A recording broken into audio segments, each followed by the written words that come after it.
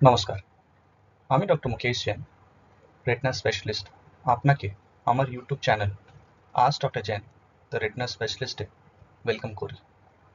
আমার এই YouTube channel মাধ্যমে এডুকেশনাল ভিডিও দ্বারা আমি জটিল রেটিনা রোগ বিষয়ে খুব সরলভাবে কথা বলবো।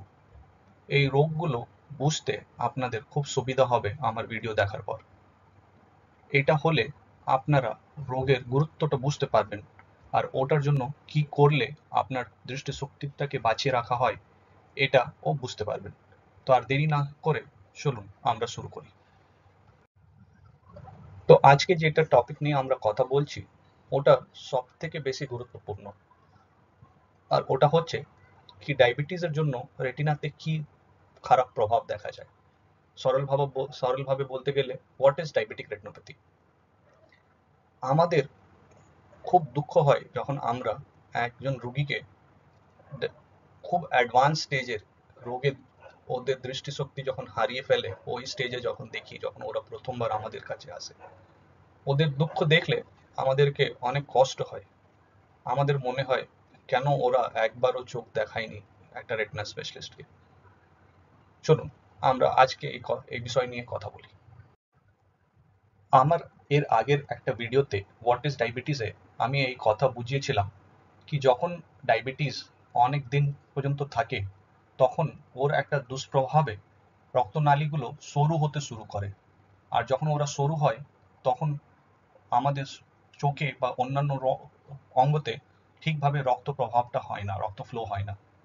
যখন এটা খুব বেশি হয়ে যায় তখন নতুন রক্তনালী তৈরি হয়, আর রেটিনাতে এই নতুন রক্তনালী খুব চিন্তার কারণ। তো চলুন আমরা কিছু ফটোগ্রাফের মাধ্যমে ডায়াবেটিস রেটিনোপ্যাথিকে বোঝার চেষ্টা করি। আমার এই প্রথম ফটোটা একটা ডায়াবেটিক পেশেন্টের, যেখানে আমরা দেখতে পারছি কি রেটিনাটা খুব হেলদি আছে এখন, কিন্তু যেভাবে সময় যাবে ডায়াবেটিসের ডিউরেশনটা বাড়বে, 5 বছর 7 বছর, আমরা দেখব কি ডায়াবেটিসের জন্য চোখের মধ্যে ব্লিডিং শুরু হয়েছে। ওখানে ছোট ছোট ছোট ছোট রক্তগুলো রেটিনাতে জমছে, যেমন আপনারা এই জিনিসগুলো দেখতে পাচ্ছেন, এই সব রক্ত জমছে চোখের মধ্যে রেটিনাতে। এইটা আবার না চেক করা হয় বা না ট্রিটমেন্ট করা হয় তাহলে এই রক্তটা আরো বাড়বে। যেমন আপনারা দেখতে পাচ্ছেন এই রক্ত পরিমাণটা অনেকটাই বেড়ে গেছে, আর এটা নার্ভে আর সেন্ট্রাল এরিয়াতেও অনেকটাই ড্যামেজ করে দিচ্ছে। যেমন আমি আগে বলেছিলাম, এখন রক্ত অনেকটাই প্রভাব কমে গেছে চোখের রেটিনাতে। এখন আমাদের শরীর নতুন রক্তনালী তৈরি করছে।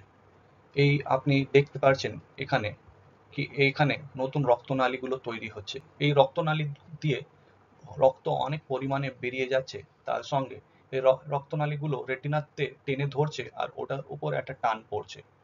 যখন এই স্টেজেও ট্রিটমেন্ট না করা হয় তাহলে এই রক্তনালীগুলো আরো বাড়তে শুরু করে আর এদের টানটা আরো রেটিনার উপরে বাড়ে। এটার কারণে আমাদের ব্লিডিং অনেকটাই বেড়ে যায়। খুব কম এরিয়া দিয়ে মানুষ এখনো খুব আবছা দেখতে পারে। এর আগের স্টেজটা যখন ট্রিটমেন্ট না করা হয় তাহলে অলমোস্ট মানুষকে অন্ধ করে দেয়, যেখানে কিছুই দেখা যায় না, শুধু রক্ত থাকে আর রেটিনাটা টান ধরে ছিঁড়ে যায়। তো আপনারা বুঝতে পারবেন যে এই স্টেজে যেখানে কিছুই রক্ত ছিল না চোখের মধ্যে, ওখান থেকে লাস্ট স্টেজে আসা একদিনে হয় না। এটা হতে অনেক সময় লাগে, মাস থেকে বছর।